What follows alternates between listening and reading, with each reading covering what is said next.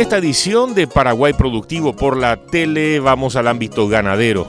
Un pionero en la región de la zona del Pilcomayo, específicamente en la zona del cruce Douglas, entrando por la ruta de Pozo Colorado a General Díaz, es Arturo Nithammer y su establecimiento, que realmente ya lleva unas cuantas décadas. Seguramente es uno de los más profundos conocedores de la problemática de todo el cauce del Pilcomayo en la República del Paraguay. De hecho, cuando autoridades del Ministerio de Obras Públicas, de la Comisión del Pilcomayo se trasladan para hacer las investigaciones y los trabajos de limpieza de cauces, ¿quién es el invitado fijo en cada una de las comitivas? Es el propietario de este establecimiento. Hablamos de Arturo Nithammer, una persona a la cual Paraguay y los productores del Chaco paraguayo le deben mucho. Les mostramos hoy su establecimiento ganadero.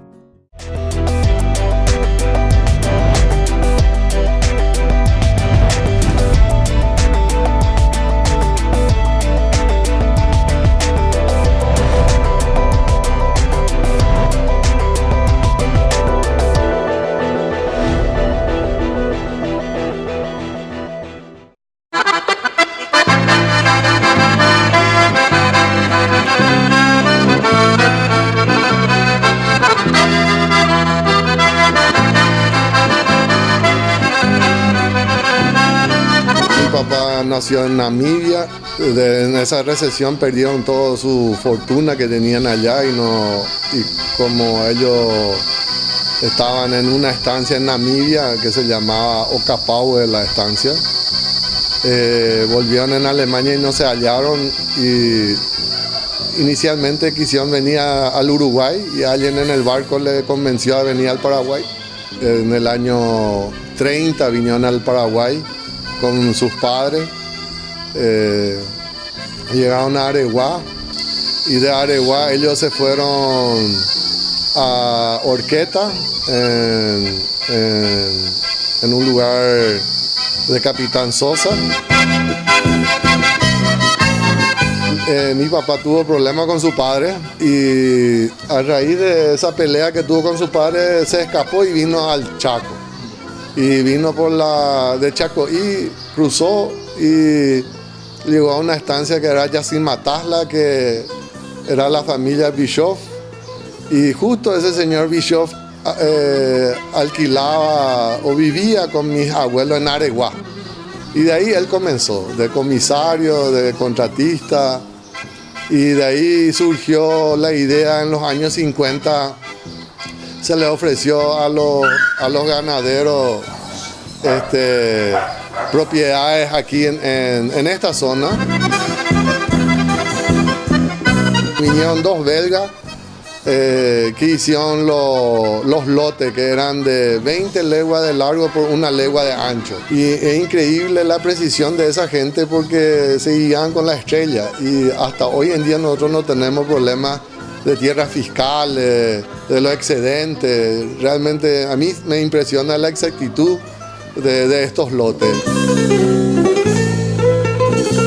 Y traían las provistas en carro desde Concepción y duraba un mes. 15 días se llegaba y 15 días se iba. Y yo nací aquí en el 54 en Filadelfia y me acuerdo que se esperaban las carretas porque algunos parientes nuestros nos mandaban chocolate, cartas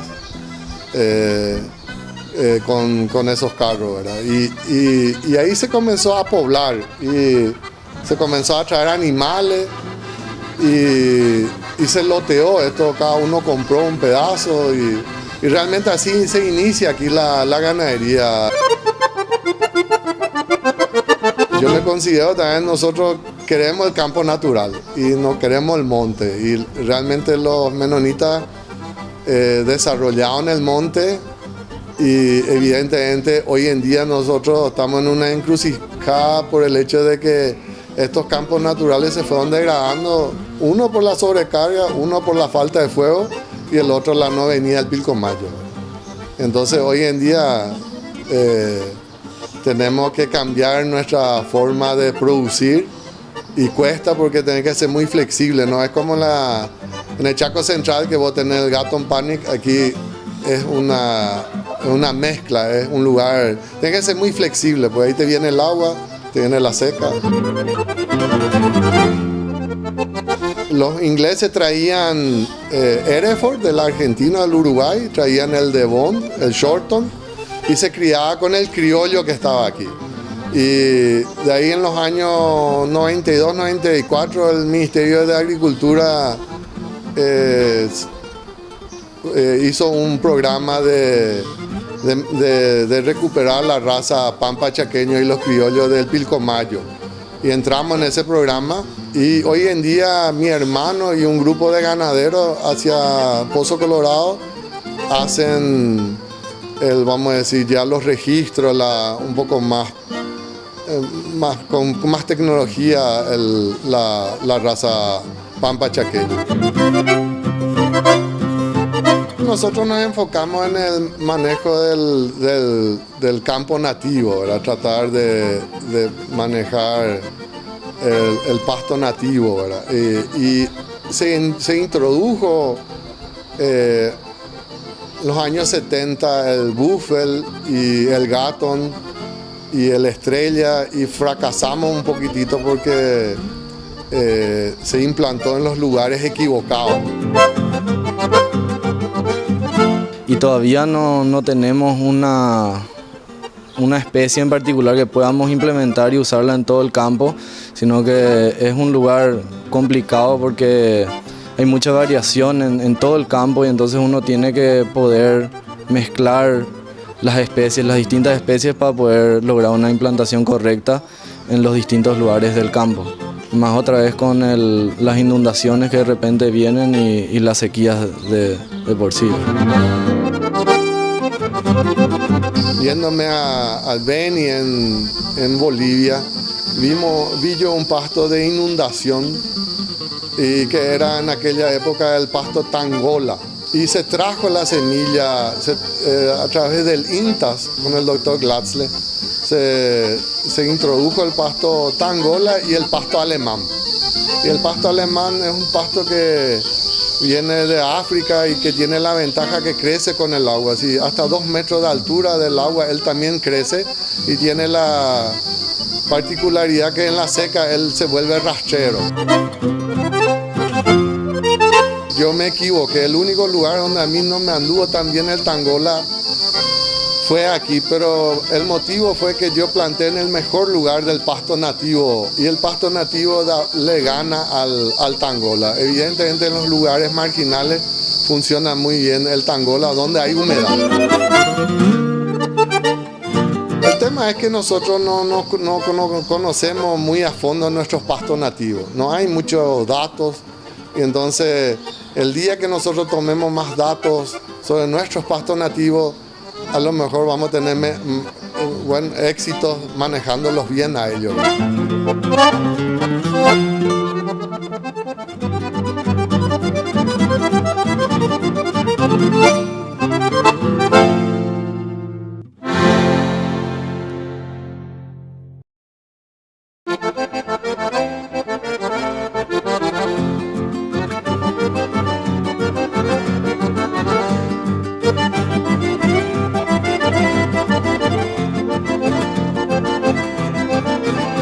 Nosotros trabajamos con el doctor Otazú, hacemos IATF, hacemos, es decir, todo lo que hay que hacer tecnológicamente en la parte de tanto sanidad animal y en tanto la parte reproductiva, ¿verdad? Eso yo creo que está en buenas manos y trae también sus resultados, ¿verdad? Esta es la maternidad donde hay una mesa. Inicialmente comenzamos con un corral y una mesa de madera, y a raíz de una idea de mi hijo con Ramón Roda inventaron una mesa portátil que se ataja el rodeo y traen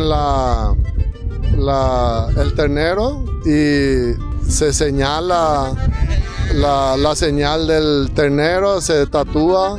Y básicamente eso, el tema de que es portátil y es higiénico y la idea es que sea con poco personal. Se lleva a la mesa junto a las distintas maternidades que hay, porque son lotes de 100, de 150, de primeriza, de vaquilla de segunda aparición. Y de acuerdo a eso uno va trasladando a la mesa y se va sanitando los terneros en cada maternidad. El problema es que buscar nicho de mercado. Tenés consumo interno, tenés exportación, de repente tenés un poco supermercado o un restaurante que pide un... Y en ese sentido el pampa chequeño tiene éxito, no es un animal grande, pero la terneza, la gente pide por la terneza, ¿verdad? ¿Qué es?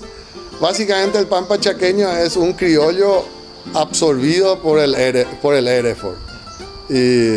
Y como el Hereford no permite registrarlo, entonces nos quedamos colgados y se formó la Asociación de Pampa Chaqueño, donde vos llevas tu registro como pampa chaqueño.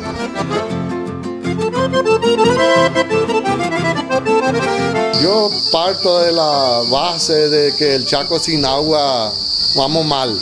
Entonces tenemos que el desarrollo y el manejo de agua es un tema importante en el Chaco. Es decir, yo comenzaría desarrollando el Chaco manejando el agua.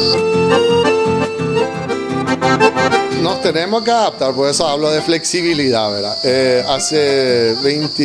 Llegó un momento que 24 años no nos llegó el agua. Después, hace 2 años, vino esa inundación enorme. Y el año pasado, es decir, en teoría 3 años de seguido nos viene el agua. Llegó con la inundación, ¿verdad? Y el tema del Pilcomayo, el problema para mí que todavía no se tomó en serio son los sedimentos. Manejar agua limpia cualquiera hace, ¿verdad? Lo que nosotros aquí hacíamos, ¿verdad? Con represa, mandando al norte, al sur, al este, al oeste. Agua limpia, no hay mucho problema con eso. Ahora sí, con los sedimentos. Y ese problema de los sedimentos, los argentinos al menos hace 20 años lo hicieron, tienen un proyecto hecho que tiene sus problemas también, ¿verdad?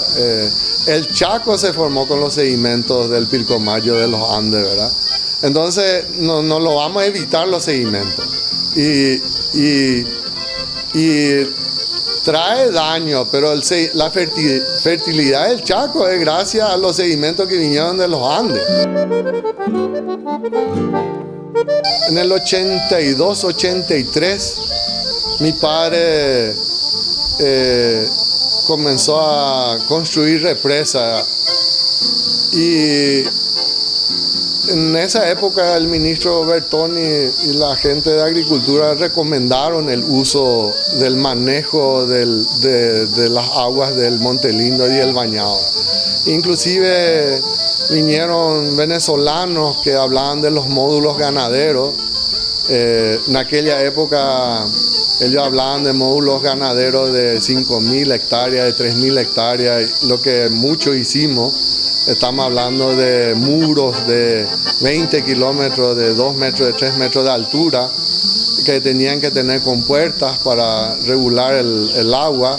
Y hoy en día, en una visita que hice a Australia, los australianos copiaron estos módulos de Sudamérica, inclusive llevaron pasto nativo nuestro, que allá son una plaga hoy en día en las plantaciones de caña dulce.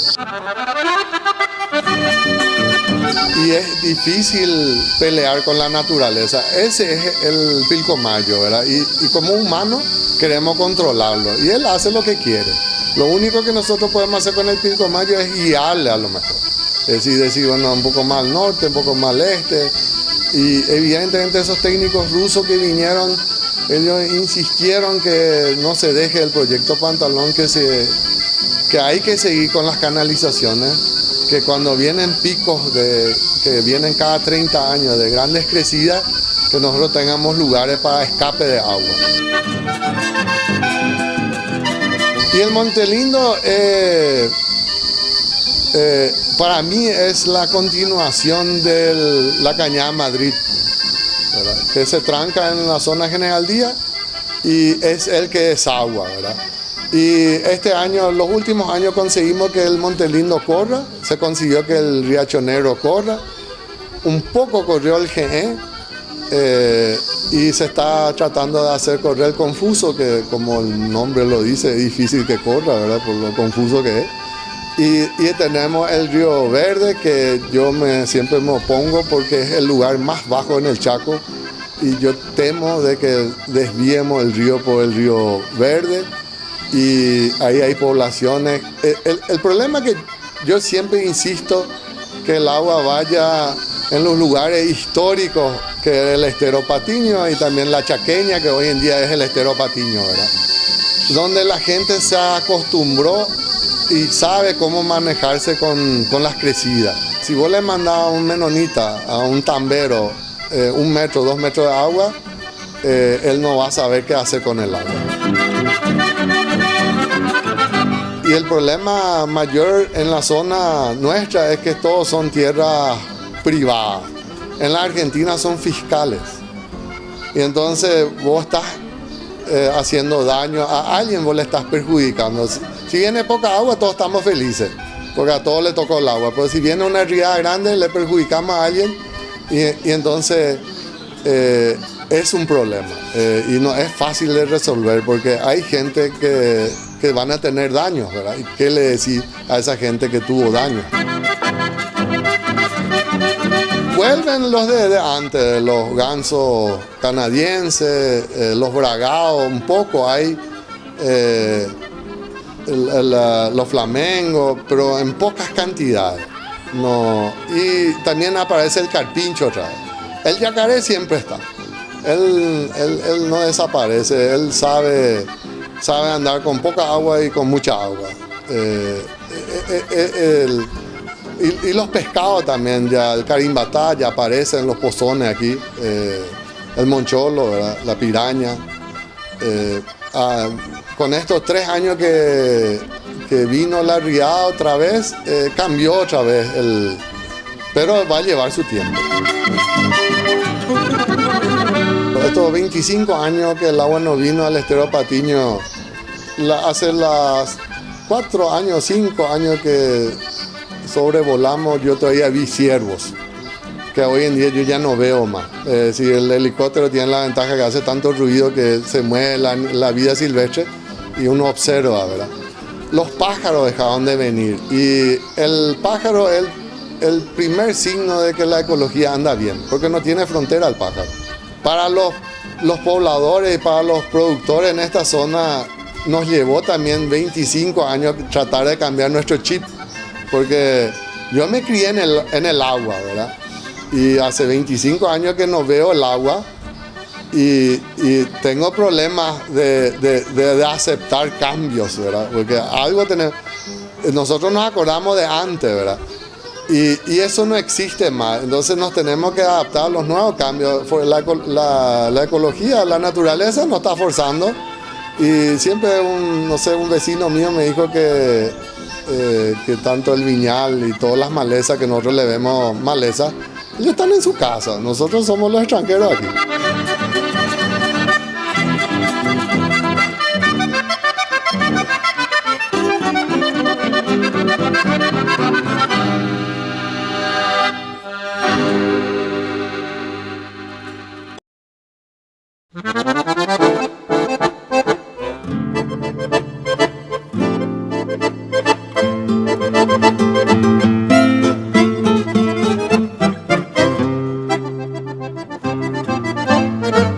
El chaqueño de por sí es individualista, hace todo solo y hay que entenderle al chaqueño. Y las rutas, mi padre, los vecinos mismos, hicieron a pulmón. El camino que usted vino de Pato son caminos hechos por los vecinos, ¿verdad? Y se hizo ahí en el 63, en el 68, trajeron máquina, trajeron genética, y entonces el chaqueño por sí es un individualista y cuando vienen autoridades, te hablo 20 años atrás, el chaqueño ya desconfía.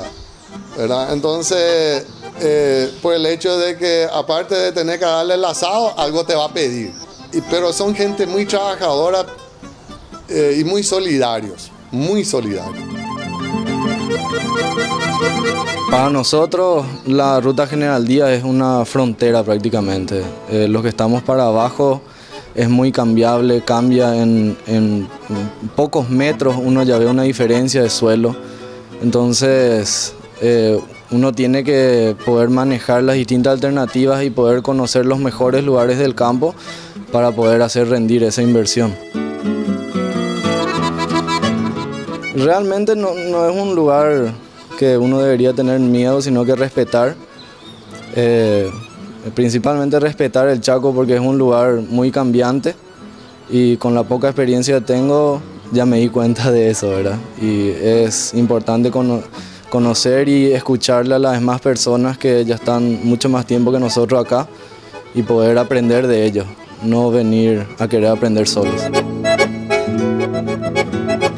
Van a ser 15 años que nosotros teníamos una comunidad indígena de 500 personas aquí y lógico, había mano a obra y a ellos les gusta cortar las malezas en el agua porque hay mucha naturaleza, hay pescado, hay bicho, y le gusta, no es que no entonces mayormente se trabajaba con ellos en limpieza de campo, después se plantaba algodón aquí. Y estoy como encargado en la estancia. Me muevo de lunes a sábado, los sábados hasta el mediodía, y si tenemos más trabajo nos movemos los domingos. ¿Tenés que organizar a todos los peones? Sí, todo. ¿Cuántos están a tu cargo? Entre muchos estamos. Estamos acá en el retiro, o sea, acá en la central, en el retiro. Y todo manejo yo. ¿Con caballo? A caballo. Nos vamos en camioneta al retiro y ahí nos agarramos nuestro caballo y nos movemos. Nos distribuimos en casa, ¿no? ¿Y los contratistas se ocupan de hacer la limpieza de los piquetes? Ellos tienen su función de limpieza, arreglo de alambrado, de todo un poco. Todo, limpieza de heredero, corral, arreglo completo yo. Cambió mucho de 19 años a esta parte del manejo del ganado, ¿verdad? Cambió mucho. Cambió mucho. Yo cuando entré era otro el encargado, era mi primo el encargado. Y era animal, había muchos animales así de agua, ¿verdad? No es como ahora. Y ahora terminó eso. Juan, ¿hace mucho vos trabajás acá con Neat Hammer? Sí, nacido en la estancia. ¿Usted nació aquí en la estancia? ¿Y cuál es su trabajo acá en la estancia? Anteriormente contratista, sí, limpiar así la campo. ¿Trabaja sobre el caballo? No, solo a tierra, contratista. Contratista. Sí. ¿Para limpieza? Para limpieza. ¿Eso se hace por tanto o por día? ¿Cómo es? Mensuales. Mensual. Sí, mensual. Pero ningún problema no tengo. Cuando mis padres estaban aquí, todavía Paratón y Lolita no existía. Y los indígenas aquí, había chulupí que pasaban aquí, que se iban a Escalante. Pasaban de Asunción. Ellos hablan solamente castellano porque son originalmente de la Argentina. Y después vinieron los macá que estaban aquí en la zona de los Goslin, de Brizuela, que después les llevaron al botánico. Y los lenguas que vinieron, que eran los hijos de los empleados de mi papá. Queremos hacer planes que se puede hacer en el Chaco Central. Y aquí tenés que adaptarte. Viene el agua, no viene el agua. Entonces, ante todo la flexibilidad, y también son ciclos de periodos de lluvia normal y debajo de lo normal, que nos avisaron ya en el 2003, que comenzó en el 2000 y ahora nos dijeron que tenía que terminar en el 2015 y ahora nos comentaban que recién en el 2017 viene el periodo de lluvia normal y encima lo normal. Y ahí no hay rutas, pero en la parte de la naturaleza, la parte de ganadería, vamos bien. Y ahora tenemos secas, no se pueden hacer grandes inversiones porque no sabes si va a tener éxito, o si tenés éxito, tenés muy poco éxito. Entonces realmente yo le veo el futuro bien porque va a venir un periodo de buenos años, de 15, de 14, 15, 17 años, y entonces yo le veo positivo, pero hay que tener un poco de paciencia todavía. Tal vez es uno de los enigmas más grandes que tienen las autoridades y los productores del Chaco paraguayo, los que están en la zona de influencia del río Pilcomayo. El comportamiento de las aguas del cauce del Pilcomayo aún no tiene una explicación contundente y definitiva. Sí existen acercamientos, análisis, y hoy estuvimos en el establecimiento y conocimos la forma de trabajar de don Arturo Nithammer y su familia en este establecimiento ganadero en la zona de Douglas, ruta Pozo Colorado General Díaz. Gracias por acompañarnos en esta edición especial de Paraguay Productivo por la Tele, que espero que haya sido didáctica en aprender cómo lidiar con respeto al medio ambiente en el desarrollo ganadero.